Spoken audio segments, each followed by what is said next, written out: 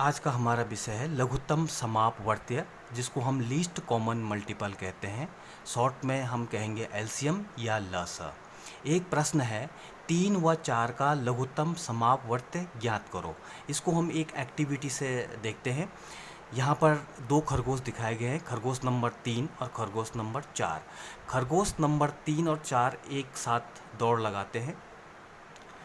खरगोश नंबर 3 हर कूद में 3 स्टेप ले लेता है और खरगोश नंबर 4 जो इसकी एक कूद है वो 4 स्टेप की है। तो खरगोश नंबर 3 जो उसकी पहली कूद होगी 3 पर पहुंचेगा, दूसरी कूद में वो 6 पर पहुंचा, तीसरी कूद में 9 पर पहुंचा, चौथी कूद पर 12 पर पहुंचा। इस प्रकार इस खरगोश नंबर 3 की दौड़ है।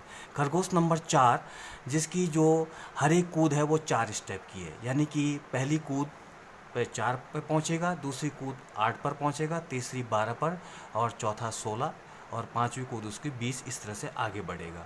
अब यहाँ पर प्रश्न उठता है कि उस बिंदु को हम पता लगाएं जहाँ पर दोनों खरगोश पहली बार एक साथ होंगे।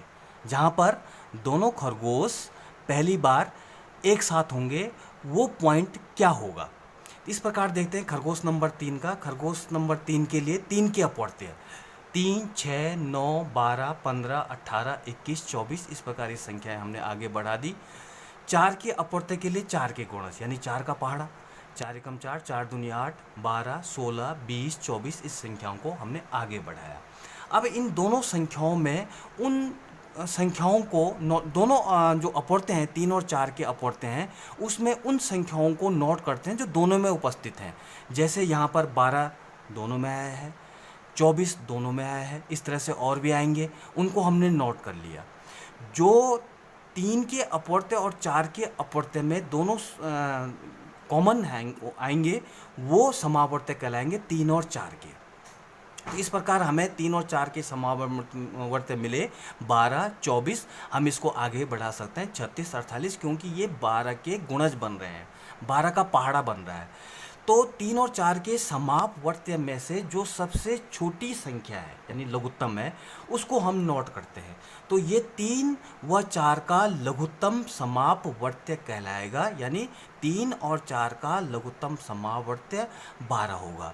इसको 3 और 4 के लघुत्तम समावर्त्य को हम भाग विधि से भी निकाल सकते हैं, जिसका हम अभाज्य गुणनखंड द्वारा हम इसको निकालेंगे। जैसे 3 और 4 को हमने इस प्रकार लिखा।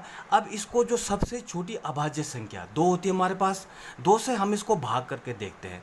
तो देखिए 2 का भाग 3 में तो नहीं जाता लेकिन 4 में चला जाता है। तो हमने 2 का भाग दिया, 3 में 2 का भाग पूरी बार नहीं जाता तो 3 को 3 ही लिख देंगे, और 2 का भाग 4 में 2 बार गया तो हम यहाँ पे 2 लिख देंगे।